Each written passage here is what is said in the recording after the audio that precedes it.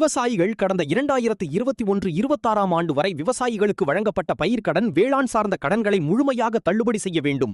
மகளிர் சுய உதவி குழு, மாற்றுத்திறனாளிகள் பெற்ற தொழில் கடன், வேளாண் கருவி கடன் தள்ளுபடி செய்ய வேண்டும்.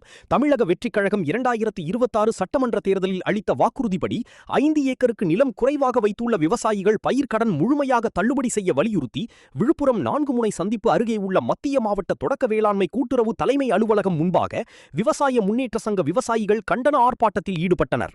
ஆர்ப்பாட்டத்தில் ஈடுபட்ட விவசாயிகள் தங்கள் கோரிக்கை குறித்து தமிழக அரசுக்கு கேட்கலையா என விசில் அடித்தவாறு கோஷங்களை எழுப்பி கண்டன ஆர்ப்பாட்டம் செய்தனர்.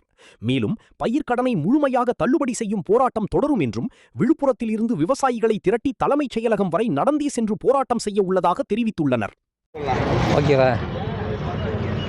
2026 தமிழகத்தில் புதிய மாற்று சக்தியாக மாறிய தாவேக அரசு விவசாயிகளுக்கு கடன் தள்ளுபடி, முழு கடன் தள்ளுபடி என்று கூறி 2026 தேர்தல் வாக்குறுதியிலே அவர் கூறியது போல் அறிவிப்பினை வெளியிடவில்லை.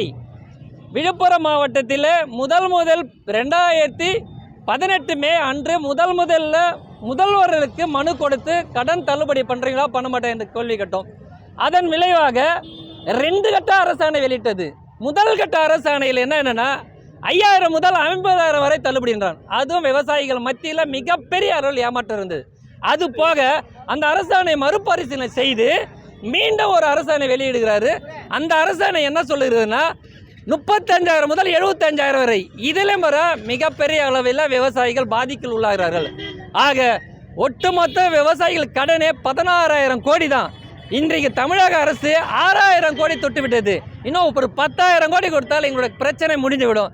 ஆக இன்று விழுப்புரம் மாவட்ட கூட்டுறவு வங்கி எதிர கண்டன ஆர்ப்பாட்டத்தை விவசாயிகள் முன்னேற்ற சங்கம் நடத்தி கொண்டிருக்கிறது.